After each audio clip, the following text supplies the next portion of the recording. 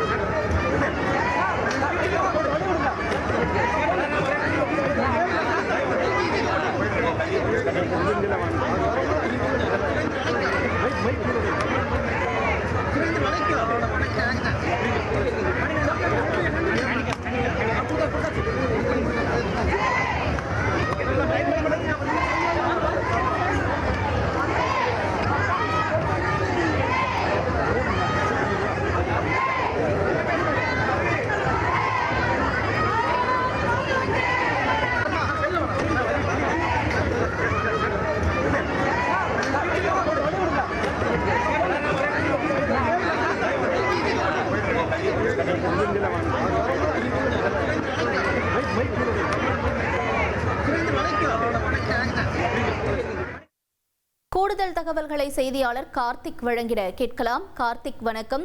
கோவை வருகை தந்திருக்கக்கூடிய குடியரசு துணைத் தலைவருக்கு உற்சாக வரவேற்பு கொடுக்கக்கூடிய காட்சிகளை பார்க்கிறோம். தொடர்ந்து அங்க இருக்கக்கூடிய சூழலின அடுத்தடுத்து என்னென்ன நிகழ்வுகள்ல குடியரசு துணைத் தலைவர் கலந்துக்க இருக்காரு, விவரங்கள் என்ன கார்த்திக்? வணக்கம். குடியரசு துணைத் தலைவர் சி.பி. ராதாகிருஷ்ணன் 3 நாள் பயணமாக தமிழ்நாடு வந்துள்ளார். இன்று முதல் நாள் கோவையில் பல்வேறு நிகழ்ச்சிகளில் அவர் கலந்து கொண்டிருக்கிறார். முன்னதாக விமான நிலையத்திற்கு வருகை தந்த குடியரசு துணைத் தலைவர் சி.பி. ராதாகிருஷ்ணனுக்கு பாஜகவினர் மற்றும் கோவை மற்றும் திருப்பூர் சேர்ந்த பொதுமக்கள் உற்சாக வரவேற்பு அளித்தனர். சாலையில் 2 பக்கமும் நின்று அவர்களுக்கு பூர்ணகும்ப மரியாதை மற்றும் மலர்கள் தூவி தற்போது அவரை வரவேற்கக்கூடிய காட்சிகள் நம்மால பார்க்க முடிகிறது. கோவையில் இன்று 2 நிகழ்ச்சிகளில் அவர் கலந்து கொள்கிறார். முதல் நிகழ்ச்சியாக கொடிசியா வளாகத்தில் கோயம்புத்தூர் சிட்டிசன் போரம் என்ற தனியார் அமைப்பு மற்றும் நிறுவனங்கள் இணைந்து பாராட்டு விழா ஒன்றை ஏற்பாடு செய்துள்ளார்கள். அங்கு அவர் கலந்து கொண்டு அவர்கள் மத்தியில் பேச உள்ளார். இதற்கான ஏற்பாடுகள் நடைபெற்று வருகிறது. இன்னும் சில நிமிடங்கள்ல இந்த கொடிசியாவில் நடைபெறக்கூடிய நிகழ்ச்சியில் அவர் கலந்து கொண்டு இருக்கக்கூடிய தொழில் நிறுவனங்கள் மற்றும் அமைப்பினர் பேச இருக்கிறார். இதைத் தொடர்ந்து மதியம் டவுன்ஹால், மாநகராட்சி அலுவலகத்திற்குரிய டவுன்ஹாலில் இருக்கக்கூடிய காந்தி சிலைக்கு மாலை அணிவித்துவிட்டு அதைத் தொடர்ந்து மதியம் 3 மணிக்கு பேரூரில் உள்ள சாந்தலிங்க அடிகளார் கல்லூரியில் அங்கு நடைபெறக்கூடிய ஒரு நிகழ்வில் கலந்து கொள்கிறார். அதைத் தொடர்ந்து பேரூர் பட்டீஸ்வரர் கோயிலில் சாமி தரிசனம் செய்துவிட்டு இன்று மாலை திருப்பூர் செல்கிறார். திருப்பூரில் நாளை அங்கிருக்கக்கூடிய கோவில்கள் மற்றும் முக்கிய நபர்களை சந்திக்கக்கூடிய நிகழ்வுகளில் பங்கு பெறுகிறார்.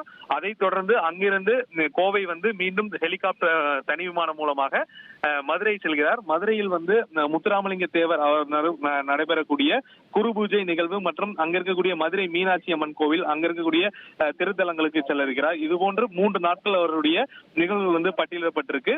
துணை குடியரசுத் தலைவர் செல்லக்கூடிய அனைத்து பகுதியிலும் காவல்துறை பலத்த பாதுகாப்பு போடப்பட்டுள்ளது. கோவையில் மட்டும் 1800க்கும் மேற்பட்ட போலீசார் பாதுகாப்பு பணியில் அமர்த்தப்பட்டிருக்கிறார்கள்.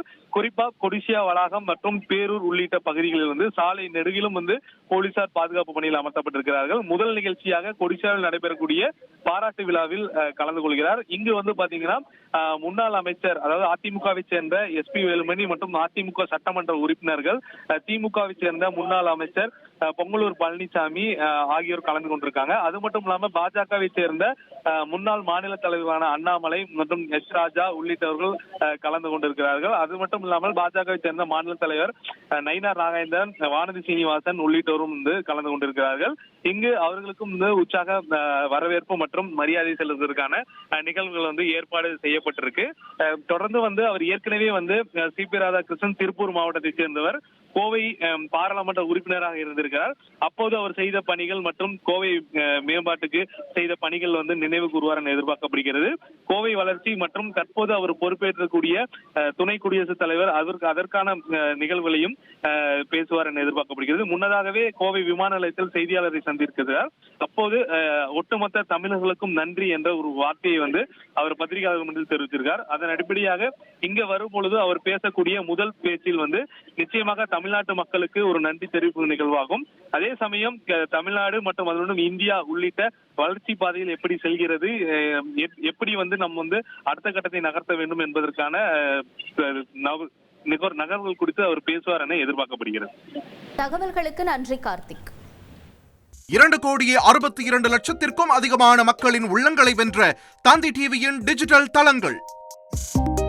1,23,00,000 யூடியூப் சப்ஸ்கிரைபர்ஸ், 46 லட்சம் Facebook ஃபாலோவர்ஸ், 23 லட்சம் Instagram ஃபாலோயர்ஸ், 23 லட்சம் X ஃபாலோவர்ஸ், 11 லட்சம் தந்தி ஆப் டவுன்லோட்ஸ், 35 லட்சம் வெப்சைட் மந்த்லி ஆக்டிவ் யூசர்ஸ்.